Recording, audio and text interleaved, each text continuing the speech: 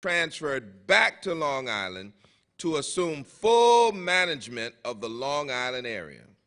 Pat is a member of the Community Development Corporation's Long Island's Council of Advisors and serves on the Long Island Regional Economic Council. Pat Edwards is ubiquitous. She's peripatetic. She's everywhere. She's involved in everything. And she is very, very powerful, thoughtful, prayerful. She's a true friend of Long Island and a true, true representative of the work of Citibank. Won't you welcome Ms. Pat Edwards?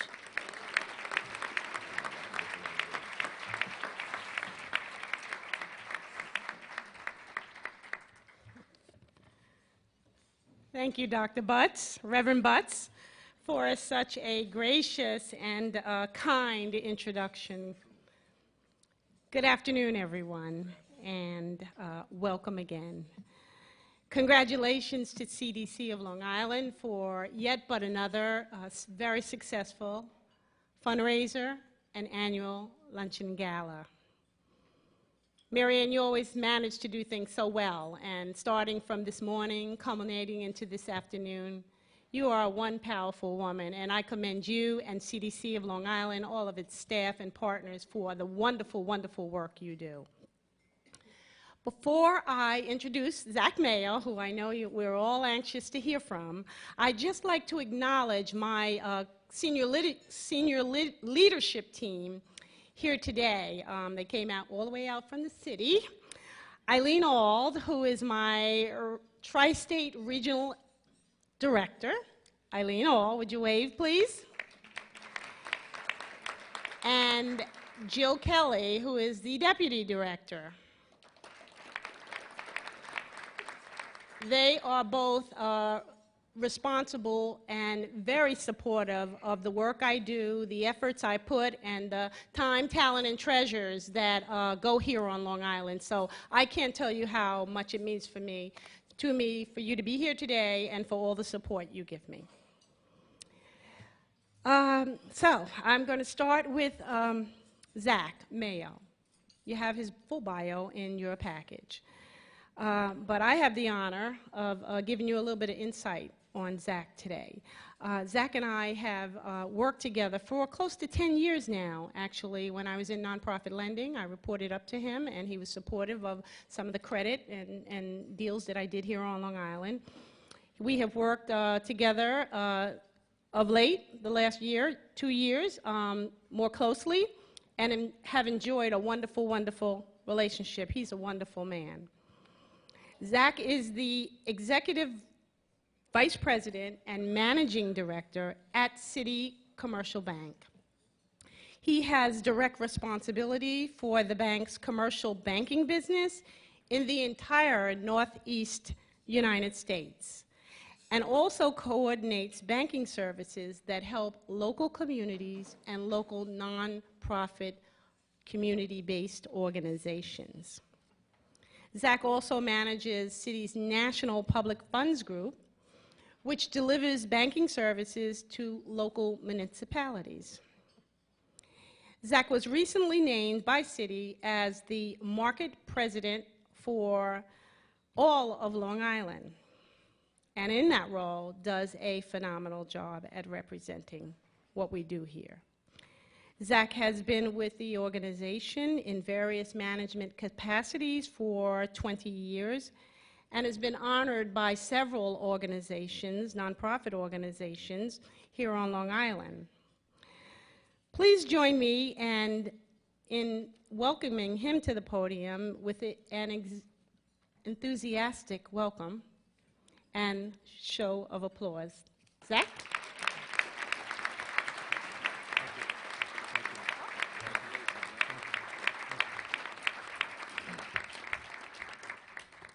Thank you very much. Oh, thank you. So Dr. Butts talked about the nice pen that you have. We will be having one of our representatives coming up to open an account, and the pen is, no, just kidding. But good afternoon, everybody. Good afternoon. And thank you, Pat, for that very gracious introduction. As Pat mentioned, I manage Citi's commercial banking business in the Northeast, and I'm the market president on Long Island. And I am extremely proud and pleased to accept this honor on behalf of Citibank. Our bank is very proud of its partnership with the CDC that has flourished for in excess of 20 years. Whether in the form of grants, contributions, or time spent by our bankers volunteering their support, we are happy to assist the CDC with the wonderful work that they provide.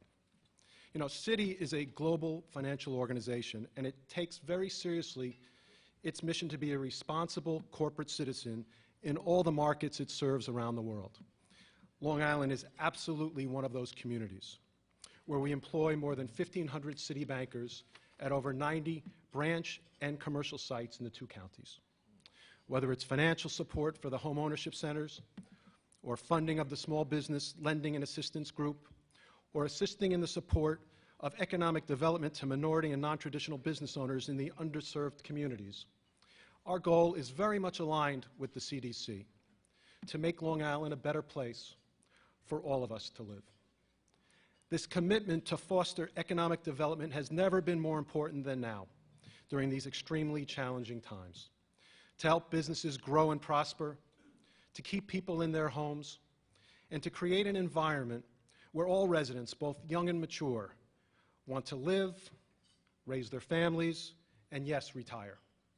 So, in closing, let me thank my wife, Ellen, for her love and support, and for the great example she sets for our children, that community involvement, especially for those less fortunate, is of paramount importance. And Marion, thank you so much. You do a wonderful job with the CDC and the connectivity that you bring to my organization. Thank you. And specifically, I'd like to acknowledge a couple of my colleagues today, Pat Edwards and Keith Novitz. Their active participation at many levels with the CDC, including the board, including the Business Advisory Council, and through the various working committees that they represent. It's truly an example of best in class for my organization. So, I know we're all here today because of our dedication to improving the living environment of all residents. And I want to congratulate the CDC for the success of today's event and the positive impact that they continue to have on our Long Island communities. Thank you very much.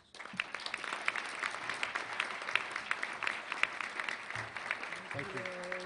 Thank you. Thank you. Yes. Over here. Okay. Jim? Thank you.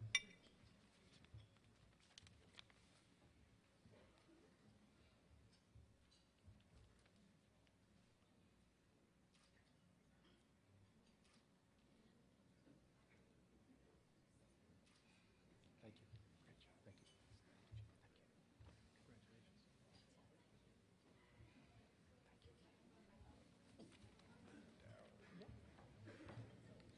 Ladies and gentlemen, we couldn't, with the very important emphasis that CDC of Long Island places on housing, we couldn't let the afternoon close without hearing from our Commissioner of Housing for the entire state of New York, the Honorable Darryl Towns. So I hope that you will pause for a minute, listen deeply to what he has to say to us, because he has a most important job, and I will testify that he takes his job very seriously and has been already tremendously helpful to so many communities across the state. Won't you welcome Commissioner Darryl Towns?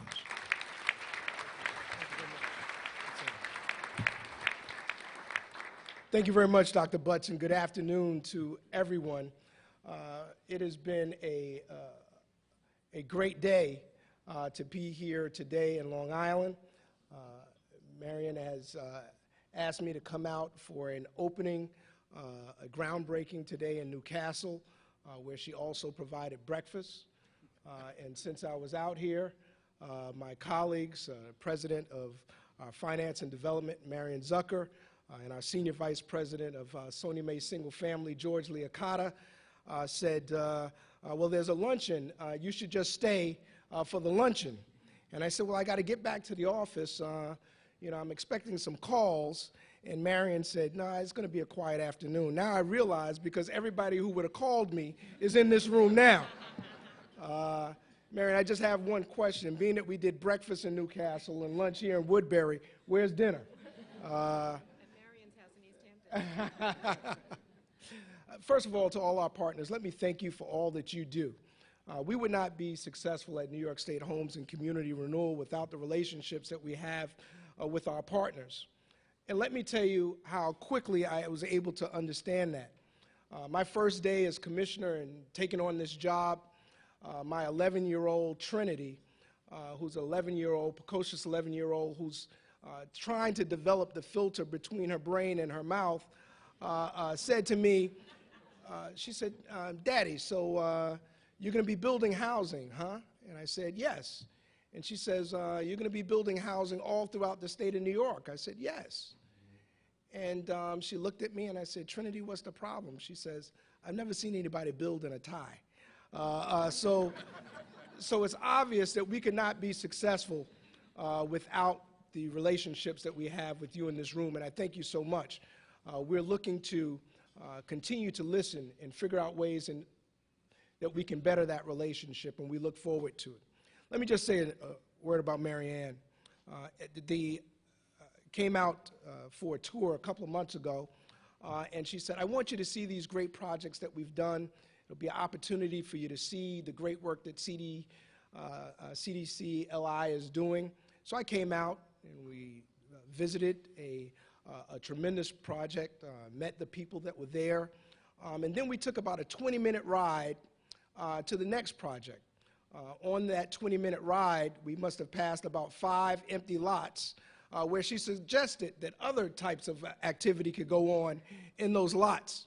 Went to the second project, met the folks, also a very, very nice project. Then another 15-minute ride, of which we passed another 7 lots that she pointed out some potential for CDC.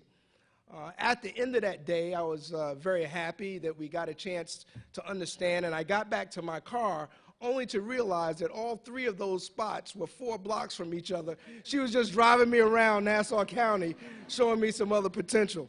That's a leader. That's a leader, and I want to thank her for the soft way that she does that. Now, Dr. Butts, you've probably heard this. We have a saying in Brooklyn, a leader with no follower is just a person taking a walk. I want to thank all of you for not letting Marion take a walk. God bless you all. Thank you so much.